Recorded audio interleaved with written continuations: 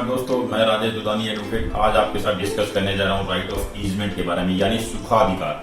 सुखाधिकार दोस्तों एक ऐसा अधिकार है जो कोई भी व्यक्ति अपनी प्रॉपर्टी पे अपना अधिकार एंजॉय करने के लिए दूसरे की प्रॉपर्टी पे कुछ करने या ना करने का अधिकार रखता हो। यानी कि दोस्तों कोई भी व्यक्ति जो अपनी प्रॉपर्टी है और उसको एंजॉय करने के लिए अगर किसी दूसरे व्यक्ति की प्रॉपर्टी पे कुछ जरूरत चीजें करने की है तो दोस्तों वो इस बात का अधिकार रखता है कि वो उस चीज को करवा सके। दोस्तों मैं इसको एक एग्जांपल के तौर पे आपको बताना चाहूंगा कि कोई भी व्यक्ति अगर अपना मकान बना रहा है तो ऐसा नहीं हो सकता कि वो किसी दूसरे व्यक्ति के मकान के सामने दीवार खड़ी कर दे या फिर उस दूसरे व्यक्ति के सामने कोई ऑब्स्ट्रक्शन खड़ा कर दे जिससे कि उस व्यक्ति की हवा या पानी रुक सके। तो इस तरह से दोस्तों ये जो ईजमेंट का जो अधिकार है वो अधिकार डोमिनेंट और सर्विएंट, डोमिनेंट यानी वो व्यक्ति जो अपनी प्रॉपर्टी रखता हो और सर्विएंट यानी वो व्यक्ति जो उस प्रॉपर्टी पे जाने के लिए उससे अधिकार देने के लिए वो बाध्य हो। तो इस तरह की दो चीजें जरूरी होती है, दो पक्ष होने जरूरी होते हैं और इसमें प्रॉपर्टी यानी मूवेबल प्रॉपर्टी को होना आवश्यक है।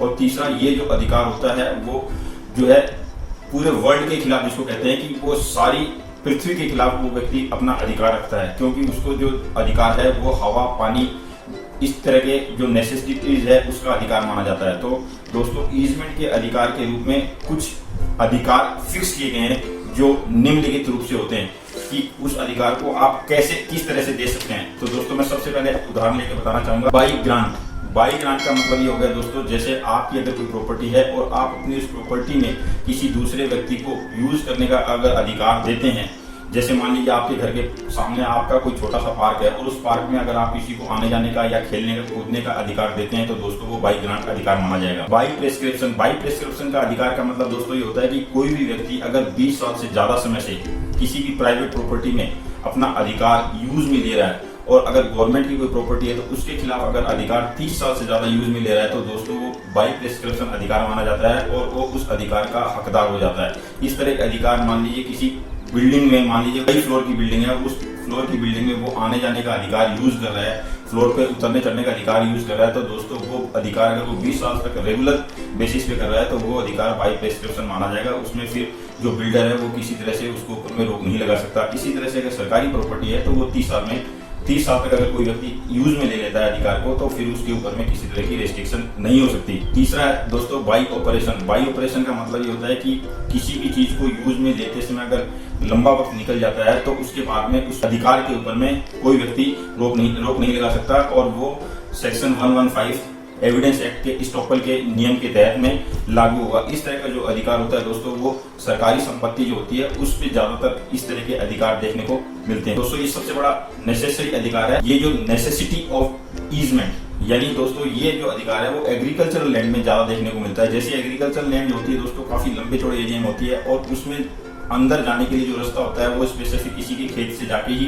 मिलता है। तो उस कंडीशन में दोस्तों वो जो अधिकार है वो कोई भी आदमी रोक नहीं सकता। और इसी के तहत में आपने देखा होगा कई बार पानी देने के लिए भी ट्यूबवेल एक ही होते हैं और उसी ट्यूबवेल से पूरे एरिया के खेतों में पानी जाता है। तो उस खेतों में पानी जाने के लिए जो रास्ता बनाया जाता है पानी का वो भी राइट ऑफ ईजमेंट में ही आता है। उसके बाद में दोस्तों होता है क्वेसी ईजमेंट का अधिकार। क्वेसी ईजमेंट का अधिकार ये है कि मान लीजिए अगर मैं अपने रूम में कोई खिड़की खोल रहा हूँ और वो खिड़की अगर सामने वाले व्यक्ति ने बंद करने की कोशिश की है तो दोस्तों मेरा ये अधिकार है कि मैं उस खिड़की को खोल के हवा पानी यूज में ले सकूँ। हालांकि मेरा उस कमरे में जाने के लिए कोई अधिकार नहीं छीन रहा मेरे से, लेकिन मैं अगर खिड़की खोलना चाहूँ तो वो भी मेरा अधिकार है, मैं वो खिड़की खोल सकता हूँ। तो इस तरह से दोस्तों वो क्वेसी जो है ईजमेंट के अधिकार में आ जाता है। सबसे इंपॉर्टेंट है कस्टमरी ईजमेंट। कस्टमरी ईजमेंट दोस्तों ये होता है कि पुरानी रीति रिवाजों से अगर चला हुआ कोई अधिकार है तो उस अधिकार को कोई भी व्यक्ति लंबे टाइम तक यूज में ले सकता है। जैसे पिछले कई सालों से ऐसे देखने में मिलता है कि गांव में कुछ जमीन छोड़ दी जाती है जो कि पशुओं के लिए चरने के लिए होती है। तो इस तरह की जो पशुओं के चरने के लिए जो जमीन छोड़ी जाती है उस जमीन पे किसी भी व्यक्ति का गांव में जो रह रहा है उसका अधिकार है कि वो अपने पशु को चरवा सके, उसको कोई भी व्यक्ति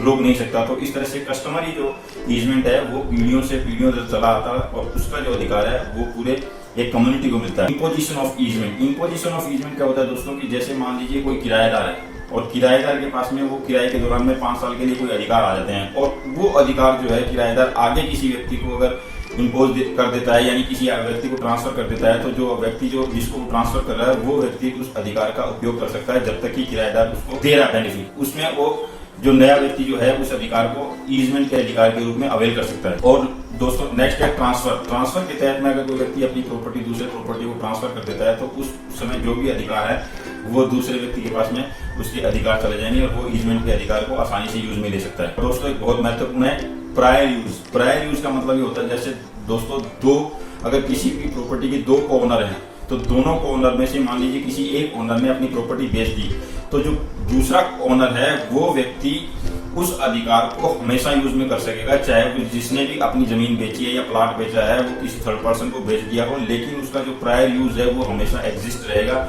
उसके ऊपर में जो नया ओनर है वो रोक नहीं लगा सकता। तो इस तरह से जो प्रायर यूज का जो अधिकार है वो भी ईजमेंट के अधिकार के रूप में ही माना जाएगा। तो दोस्तों इस तरह से जो इसके जो मेन एसेंशियल एलिमेंट्स हैं उसके बारे में आपको बताना चाहूंगा। शॉर्ट में डोमिनेंट हेरिटेज और सर्वेंट हेरिटेज 2 होने चाहिए, यानी कि एक वो व्यक्ति जिसकी प्रॉपर्टी है और दूसरा वो व्यक्ति जो उस प्रॉपर्टी पे जाने आने के लिए अधिकार दे रहा है। तो जो व्यक्ति जिसकी प्रॉपर्टी है वो डोमिनेंट हो गया और जो सर्वेंट है जो अधिकार उस प्रॉपर्टी पे आने जाने के लिए अपनी प्रॉपर्टी से दे रहा है वो सर्वेंट। और दूसरा इसमें जो है प्रॉपर्टी का ओनर होना चाहिए। तीसरा इसमें जो प्रॉपर्टी का जो ओनर है वो अपना जो एंजॉयमेंट है वो यूजफुल होना चाहिए, यूजफुल एंजॉयमेंट के लिए होना चाहिए। ऐसा नहीं हो कि किसी गलत कार्य के लिए वो एंजॉयमेंट के लिए अगर क्लेम कर रहा है तो नहीं माना जाएगा। चौथा जो ईजमेंट का अधिकार होता है वो पूरे विश्व के खिलाफ माना जाता है, यानी पूरी जो समाज है उस पूरे समाज के खिलाफ में जो है ईजमेंट का अधिकार उसका माना जाता है। दोस्तों जो पूरे विश्व के खिलाफ अधिकार माना जाता है उसको अंग्रेजी में राइट एंड रैम का नाम भी दिया गया है। जैसे राइट एंड रैम का मतलब होता है पूरे विश्व के खिलाफ अधिकार। और दोस्तों जो लास्ट अधिकार माना जाता है वो ये है कि लैंड के ईजमेंट का अधिकार होता है। मान लीजिए सपोज कीजिए अगर किसी व्यक्ति ने अपने खेत का रास्ता किसी को आने जाने के लिए दिया है तो उस व्यक्ति ने उस लैंड पे ईजमेंट दी है, उसकी ऐसी कोई लायबिलिटी नहीं होगी कि वो उस रास्ते को साफ करे, उस रास्ते का कोई कचरा है वो हटाए, यानी पर्सनल लायबिलिटी पे किसी के ईजमेंट का अधिकार नहीं होता।